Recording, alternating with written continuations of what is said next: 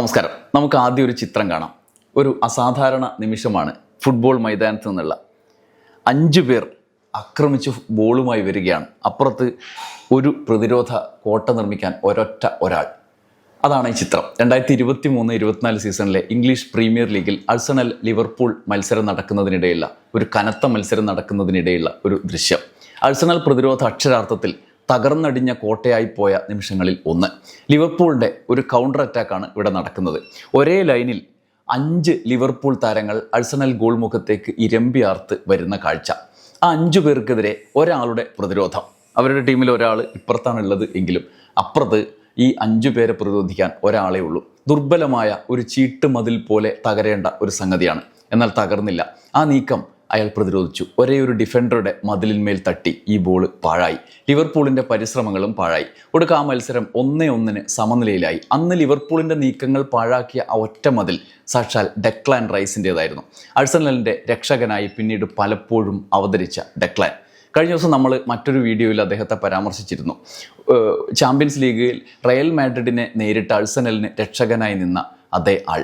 ആദ്യ പാദത്തിൽ 2 ഗോൾ നേടി അവരെ വിജയത്തിലേക്ക് നയിക്കുകയും രണ്ടാം മത്സരത്തിൽ പഴുതടച്ച പ്രതിരോധ കോട്ടയിൽ നെഞ്ചുവിരിച്ചു നിന്ന് റയലിനെ വീഴ്ത്താൻ നിർണായക ശക്തിയാവുകയും ചെയ്ത ഡെക്ലാൻ റൈസിനെ കുറിച്ചാണ് ഈ വീഡിയോയുടെ അവസാനം ആഴ്സണലിനെ കുറിച്ച് ഇന്നലെ പറഞ്ഞതിൽ ഒരു വിശദീകരണം കൂടി പറയാനുണ്ട്. അതുവരെ കാത്തിരിക്കണം. നമുക്ക് റൈസിലൂടെ കടന്നു വന്നതിന് ശേഷം അതിലേക്ക് പോകാം.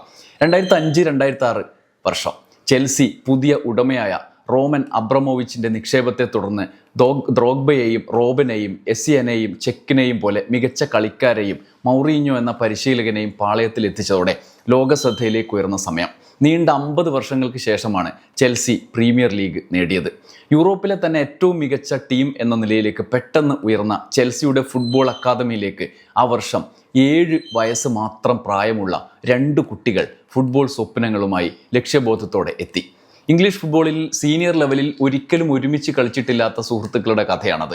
നമ്മുടെ ബാബു രാമേന്ദ്രൻ പറയുന്ന പോലെ കഥ വല്ലാത്ത കഥയിലൊക്കെ പറയില്ലേ, അതൊരു വല്ലാത്ത കഥയായിരുന്നു ആ 2 കളിക്കാരുടെ സൗഹൃദത്തിൻ്റെയും പിന്നീടുള്ള വളർച്ചയുടെയും കഥ. 2006 മുതൽ 2013 വരെ 8 വർഷത്തോളം ചെൽസി അക്കാദമിയിൽ വളർന്ന ആ 2 കൗമാരക്കാർ അടുത്ത ദശാബ്ദത്തിലെ ഇംഗ്ലീഷ് ഫുട്ബോളിലെ പ്രധാന മധ്യനിര പോരാളികളായി മാറുകയായിരുന്നു. ഡെക്ലാൻ റൈസും മേസൺ മൗണ്ടും.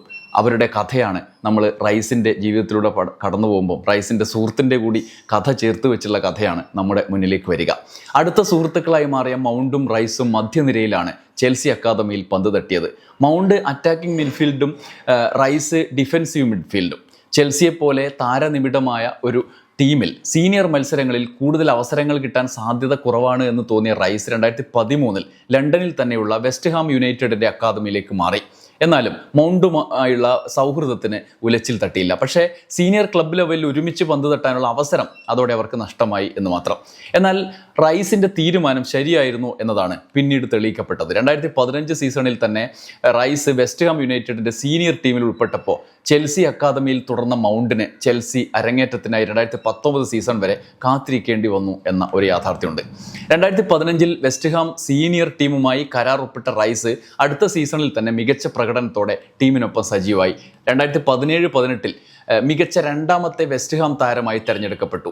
അതോടെ അടുത്ത വർഷം കൗമാരപ്രായത്തിൽ തന്നെ വെസ്റ്റ് ഹാമിന് വേണ്ടി 50 മത്സരം പൂർത്തിയാക്കുകയും ചെയ്തു. 2024 വരെ തൻ്റെ കരാർ പുതുക്കി. ആ വർഷത്തെ പ്രീമിയർ ലീഗിലെ മികച്ച യുവതാരത്തിനുള്ള പുരസ്കാരവും റൈസ് നേടി. എന്നാൽ ഈ സമയത്ത് ചെൽസിയിൽ മൗണ്ട് അരങ്ങേറുന്നതേ ഉണ്ടായിരുന്നുള്ളൂ. ഇതിനിടയിൽ ഒരു വർഷം ഡച്ച് ലീഗിലേക്കും മറ്റൊരു വർഷം ചാമ്പ്യൻഷിപ്പ് ടീമായ ഡെർബിയിലും മൗണ്ട് ലോൺ അടിസ്ഥാനത്തിൽ കളിച്ചിരുന്നു. ഒടുവിൽ 2019-20 സീസണിലാണ് മൗണ്ടിന് ചെൽസി സീനിയർ ടീമിൽ സ്ഥാനം ലഭിച്ചത്. എന്നാൽ വളരെ പെട്ടെന്ന് തന്നെ തൻ്റെ പ്രതിഭ വെളിവാക്കിയ മൗണ്ട് തൊട്ടടുത്ത വർഷം തന്നെ ചെൽസിയുടെ ചാമ്പ്യൻസ് ലീഗ് വിജയത്തിൽ നിർണായക ശക്തിയായി മാറി. ആ വർഷത്തെ ചെൽസി പ്ലെയർ ഓഫ് ദ ഇയറും ആയി. റൈസ് വെസ്റ്റ് ഹാമിൽ എങ്ങനെ തുടങ്ങിയോ അതിനേക്കാൾ ഒരു പടി കൂടി മികവോടെ തന്നെ മൗണ്ടും ഇംഗ്ലീഷ് ലീഗിൽ തൻ്റെ പേരെഴുതി ചേർത്തു. ചെൽസിയിൽ മൗണ്ട് തുടർച്ചയായ 2ാം വർഷവും മികച്ച താരത്തിനുള്ള പുരസ്കാരം നേടിയത് എങ്ങനെ, അതുപോലെ തന്നെ റൈസ് അതേസമയം വെസ്റ്റ് ഹാമിലും തുടർച്ചയായ വർഷത്തിൽ മികച്ച കളിക്കാരനുള്ള പുരസ്കാരം നേടി. എന്നാൽ തൊട്ടടുത്ത വർഷം ഇംഗ്ലണ്ടിലെ ഒരു ശരാശരി ക്ലബ്ബ് മാത്രമായ വെസ്റ്റ് ഹാമിനെ യൂറോപ്യൻ കോൺഫറൻസ് ലീഗിൽ കിരീടത്തിലേക്ക് നയിച്ചതോടെ 20ാം വയസ്സിൽ വെസ്റ്റ് ഹാമിൻ്റെ ക്യാപ്റ്റനായും റൈസ് തിരഞ്ഞെടുക്കപ്പെട്ടു. സുഹൃത്തുക്കളായ 2 പേരും പ്രീമിയർ ലീഗിലും യൂറോപ്യൻ ലീഗിലും തിളങ്ങിയതോടെ വൻ ടീമുകൾ വമ്പൻ ഓഫറുകളുമായി അവരുടെ പിന്നാലെ അണിനിരുന്നു. തൊട്ടടുത്ത സീസൺ ഇരുവരും തങ്ങളുടെ നിലവിലെ ക്ലബ്ബുകൾ മാറുകയും ചെയ്തു. ഇതിൻ്റെ തുടർച്ചയായി 23 ജൂലൈയിൽ മൗണ്ട് ഏകദേശം 600 കോടി രൂപയോളം വരുന്ന ട്രാൻസ്ഫർ ഫീസിൽ ചെൽസിയിൽ നിന്നും മാഞ്ചസ്റ്റർ യുണൈറ്റഡിലേക്ക് മാറി. എന്നാൽ റൈസ് 1100 കോടി രൂപയോളം വരുന്ന റെക്കോർഡ് ട്രാൻസ്ഫർ ഫീ വാങ്ങി വെസ്റ്റ് ഹാമിൽ നിന്നും അഴ്സണലിലേക്ക് മാറി 1100 കോടി. അതുവരെ ഈ രണ്ട് സുഹൃത്തുക്കളുടെയും ഫുട്ബോൾ കരിയർ ഒരേപോലെ മികവിൻ്റെ ഔന്നത്യങ്ങളിലൂടെയാണ് പോയിരുന്നതെങ്കിലും ഈ ട്രാൻസ്ഫറോടെ കാര്യങ്ങൾ മാറിമറിഞ്ഞു. റൈസ് തൻ്റെ മികവിൻ്റെ തലം ഒന്നുകൂടി ഉയർത്തി അഴ്സണലിനൊപ്പം പുതിയ ഉയരങ്ങളിലേക്ക് കുതിച്ചു. പക്ഷേ പരിക്കിൻ്റെ പിടിയിൽ അമർന്നു മൗണ്ട്. അതോടെ മാഞ്ചസ്റ്റർ യുണൈറ്റഡിൻ്റെ അദ്ദേഹത്തിൻ്റെ മോശം പ്രകടനത്തിൽ വാർത്തകളിൽ നിന്നും പതിയെ മറഞ്ഞുപോയി. നിലവിൽ മിന്നുന്ന ഫോമിൽ കളിക്കുന്ന റൈസിൻ്റെ പ്രകടനം കഴിഞ്ഞ ദിവസം നമ്മൾ കണ്ടതാണ്. തുടക്കത്തിൽ പറഞ്ഞത് മൗണ്ടും താമസിയാതെ തൻ്റെ ഫോം വീണ്ടെടുക്കും എന്ന് നമുക്ക് പ്രതീക്ഷിക്കുകയും ചെയ്യാം. റൈസിൻ്റെ വ്യക്തി ജീവിതത്തിലെ ഒരു കാര്യം കൂടി പ്രതിപാദിച്ചുകൊണ്ട് ഈ വീഡിയോ നമുക്ക് അവസാനിപ്പിക്കാം. അദ്ദേഹം പൊതുവെ മലയാളികളെക്കുറിച്ച് ഉയരുന്നൊരു പ്രധാന പരാതിയുടെ തുടർച്ചയായി അദ്ദേഹം അവിടെ അനുഭവിക്കുന്നൊരു കാര്യമാണ് സൈബർ ബുള്ളിങ്. തങ്ങൾക്ക് ഇഷ്ടപ്പെടാത്ത ഓരോ കാര്യങ്ങൾ സൈബർ ലോകത്ത് അധിക്ഷേപത്തിന് വിധേയമാക്കുക.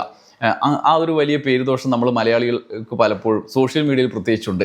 മനുഷ്യരുടെ കഥ എല്ലായിടത്തും ഒരുപോലെയാണ് എന്ന ഒരു വാചകത്തെ അനുസ്മരിക്കും വിധമാണ് റൈസിനും അദ്ദേഹത്തിൻ്റെ പങ്കാളിയായ ലൗറൻ ഫ്രയർക്കും സൈബർ ബുള്ളിങ് നേരിടേണ്ടി വരുന്ന സാഹചര്യം. അത് പലരും ശ്രദ്ധിച്ച ഒരു കാര്യമായിരിക്കും. കുറച്ച് തടിച്ച പ്രകൃതമുള്ള ലൗറൻ ഇംഗ്ലീഷുകാരുടെ വളരെ മോശമായ ബോഡി ഷേമിങ്ങിനും ട്രോളുകൾക്കും വിധേയമായി സോഷ്യൽ മീഡിയയിൽ. ഇതോടെ റൈസും ലൗറനും സ്വന്തം സോഷ്യൽ മീഡിയ അക്കൗണ്ടുകളിൽ നിന്ന് 100 കണക്കിന് ഫോട്ടോകൾ തന്നെ ഡിലീറ്റ് ചെയ്ത് ഒളിച്ചിരിക്കേണ്ടി വന്ന അത്രയും ഭീകരമായ സാഹചര്യം ഉണ്ടായി. ഒരിക്കൽ റൈസ് അതിനോട് പ്രതികരിച്ചിട്ടുണ്ട്. ഇതൊന്നും തന്നെ തളർത്തില്ല എന്നും ലൗറേനോടുള്ള സ്നേഹം കൂടുക മാത്രമാണ് ഉണ്ടായതെന്നും മാധ്യമങ്ങളോട് അദ്ദേഹം പറഞ്ഞിരുന്ന ഒരു സാഹചര്യം വരെ ഉണ്ടായി. നിലവിൽ ഇരുവർക്കും ഒരു മകൻ കൂടിയുണ്ട്, ജൂഡ്. എന്തായാലും റൈസിൻ്റെ മിന്നുന്ന പ്രകടനങ്ങൾ ഇനിയും നമുക്ക് കാത്തിരിക്കാം. കഴിഞ്ഞ ദിവസം കണ്ടതിൻ്റെ എത്രയോ ഇരട്ടിയുള്ള പ്രകടനങ്ങൾ ചാമ്പ്യൻസ് ലീഗിൽ തന്നെ ഉണ്ടാകുമെന്ന് സെമി ഫൈനലിൽ മുന്നോട്ട് വരാനിരിക്കുന്ന ഈ ദിവസങ്ങളിൽ നമുക്ക് പ്രതീക്ഷയോടെ കാത്തിരിക്കാനുള്ള വകുപ്പുണ്ട്.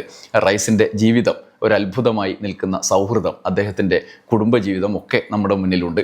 അദ്ദേഹം ഫുട്ബോളിലും ഇനിയും ഉയരങ്ങളിലേക്ക് കടക്കും എന്ന് നമുക്ക് പ്രതീക്ഷിക്കാം. ഈ വീഡിയോ അവസാനിപ്പിക്കുന്നതിന് മുമ്പ് മറ്റൊരു കാര്യം കൂടി പറയാം. ഞാൻ തുടക്കത്തിൽ പറഞ്ഞ അതേ കാര്യം. കഴിഞ്ഞ ദിവസം ചാമ്പ്യൻസ് ലീഗിൻ്റെ ആ മത്സരത്തെക്കുറിച്ച് പറയുന്ന ഘട്ടത്തിൽ അഴ്സണലിനെ കുറിച്ച് പറഞ്ഞ പരാമർശം നിരവധി മെസ്സേജുകളായി വിയോജിപ്പുകളായി വരുന്നുണ്ട്. പ്രത്യേകിച്ചും യൂട്യൂബ് വീഡിയോയുടെ താഴെ വാട്സപ്പിലൊക്കെ വരുന്നുണ്ട്. ആ വീഡിയോയിൽ അവരെ ബ്ലാസ്റ്റേഴ്സിനേക്കാൾ മോശം ടീം എന്ന പോലെ പരാമർശിച്ചു എന്നൊക്കെയാണ് പലരും പരാതി പറയുന്നത്. അഴ്സണൽ മോശം ടീമാണ് എന്നല്ല നമ്മൾ ഉദ്ദേശിച്ചത്. അതല്ല ഞാൻ പറഞ്ഞത്. വമ്പൻ മത്സരങ്ങളിൽ മിക്കവാറും എല്ലായ്പ്പോഴും കാലിടറുകയും അവരുടെ യഥാർത്ഥ ശക്തിക്കൊത്ത് കളിക്കാതെ കീഴടങ്ങുകയും ചെയ്യുന്ന ഒരു മുൻകാല അനുഭവം അഴ്സണലിനെ കുറിച്ച് ആലോചിച്ച് കഴിഞ്ഞാൽ നിങ്ങൾക്കും തോന്നും. അങ്ങനെ ആ ഒരു സാധാരണ സംഭവിക്കാറുള്ള മുൻകാല അനുഭവങ്ങളുടെ അടിസ്ഥാനത്തിലാണ് അങ്ങനെ പറഞ്ഞത്, ആ പരാമർശം നടത്തിയത്. അതുപോലെ ഈ മത്സരത്തിലും സംഭവിച്ചേക്കും എന്ന് നമുക്കുണ്ടാവുന്ന ഒരു നിഗമനം ഉണ്ടല്ലോ, ആശങ്കയോ നിഗമനം ഒക്കെ ഉണ്ടല്ലോ. അതാണ് ഞാൻ പരാമർശിച്ചത്. പക്ഷേ അത്ഭുതം തന്നെ സംഭവിച്ചു. അവരുടെ പതിവ് വിധിക്ക് അഴ്സണൽ കീഴടങ്ങിയില്ല. മുൻവിധികളെയൊക്കെ കാറ്റിൽ പറത്തിയാണ് അവർ മത്സരം പൂർത്തിയാക്കിയത്. അവരുടെ യോഗ്യമായ വിജയം അവർ സ്വന്തമാക്കി. ഇനിയും അവരുടെ മുന്നോട്ട് പോക്ക് സംഭവിക്കുമെന്ന് നമുക്ക് പ്രതീക്ഷിക്കാം. അപ്പോൾ പിന്നെ കാണാം. നന്ദി, നമസ്കാരം.